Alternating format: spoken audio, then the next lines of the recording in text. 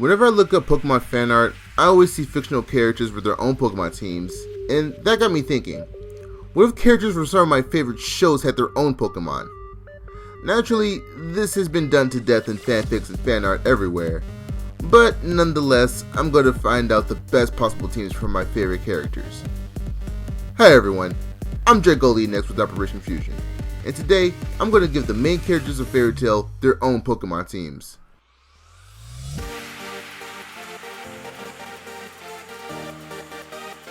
Now, for this video, I want to set up a few rules. I'm not going to give them legendary Pokemon for obvious reasons, and I'm not going to do repeats. That being said, if I give them one starter Pokemon, that's the only starter they're going to get. I will try to elaborate on certain choices as to justify why they're getting the Pokemon they have by either going into their potential abilities or type matchups. I'll also be taking facts about the characters into consideration as well. One final note, for this video, I'm only going to be focusing on Team Natsu, not the entire guild. If the video does well, I'll make teams for everyone else at a later date. With that being said, let's get to our first trainer.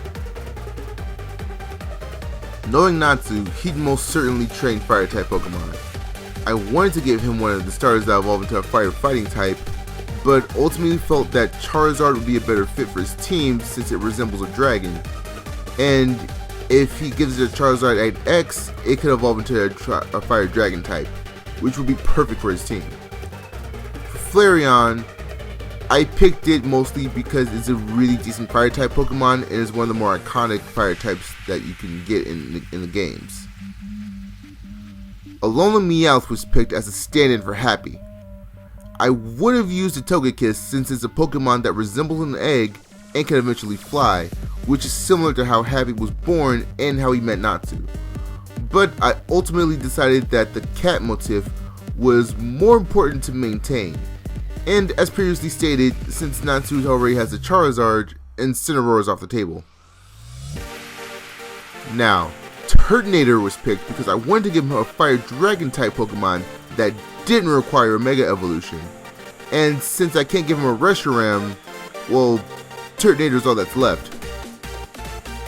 Now, I picked Houndoom for his team because it's a tough looking Fire type Pokemon, and I'd assume that Natsu would want to train tough looking Pokemon, and it being a Fire type is also an added bonus. Last but not least, I've added Magmortar to his team because it's one of the strongest Fire type Pokemon you can have in the entire game. So there's no doubt in my mind that Natsu would have a Magmortar on his team. For Gray, I wanted to give him a decent balance of pure and dual ice type Pokemon. Glalie is added as his Pokemon that can Mega Evolve, and as well as the added bonus of the ability Refrigerate, which turns any normal type move into an ice type move, as well as boosting it, which would be really helpful if he teaches his Glalie either Headbutt or Hyper Beam. Walrein was added with the bonus of not only being a water type, but as well as having the ability Thick Fat, which would be a big help against Fire type Pokemon, and I see this as relevant because his main rival is Natsu, who specializes in Fire types. Alolan Sandslash would take the role as one of Gray's physical attackers, especially if it has the Snow Cloak or Slush Rush ability, making it either hard to hit or quick to attack. Both abilities make up for Sandslash's poor speed. Lapras would be the Pokemon to set up either Rain or Hail given how his team is set up.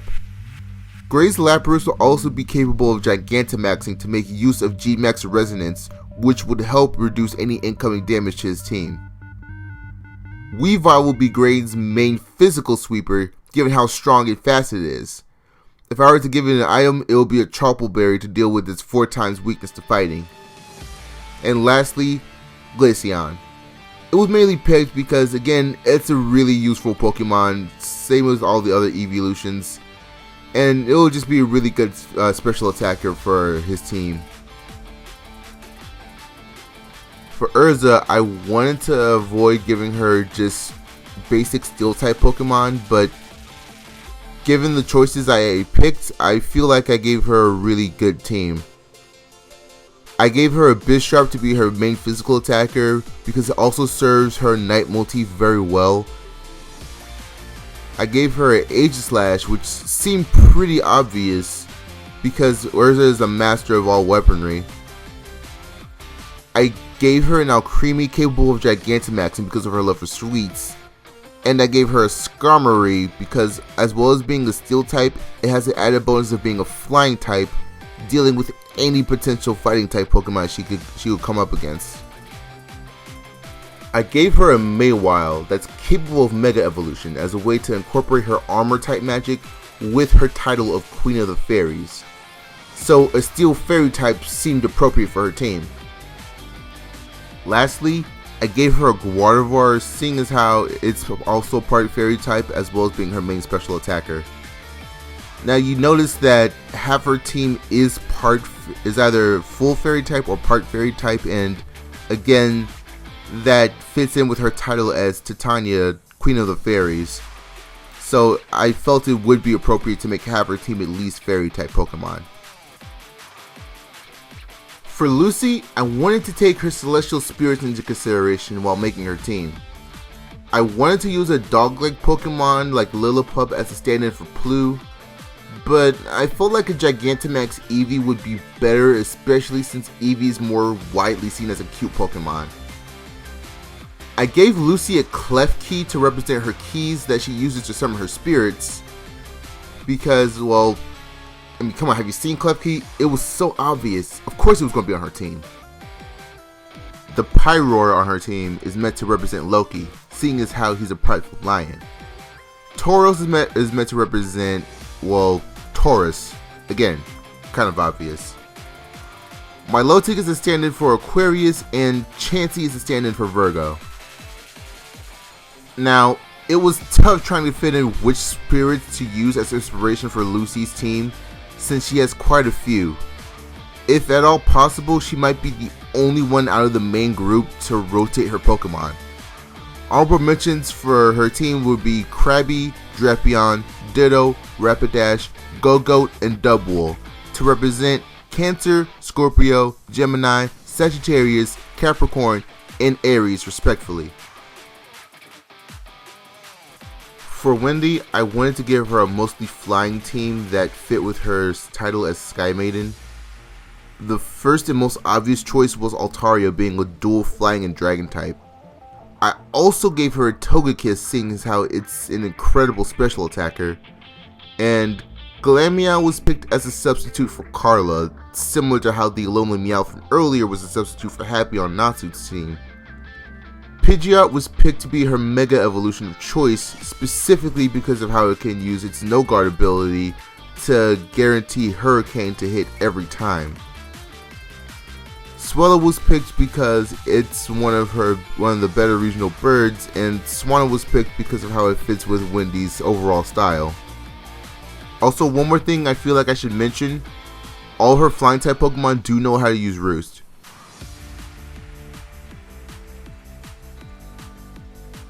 As you can see, with most of the picks, I chose Pokemon that just seemed like the type each member would raise. I'm not sure how they do competitively since a lot of teams are mostly monotype, but given how they will cross over with the Pokemon anime and not the games, I don't think it mattered that much. Anyways, this was a fun video and I hope it does well. If we can get to at least 15 likes, I'll do another video going over the rest of the Fairy Tail Guild and what Pokemon they'd have. Until next time, I've been Dragolian X with Operation Fusion, and I'll catch you all next time.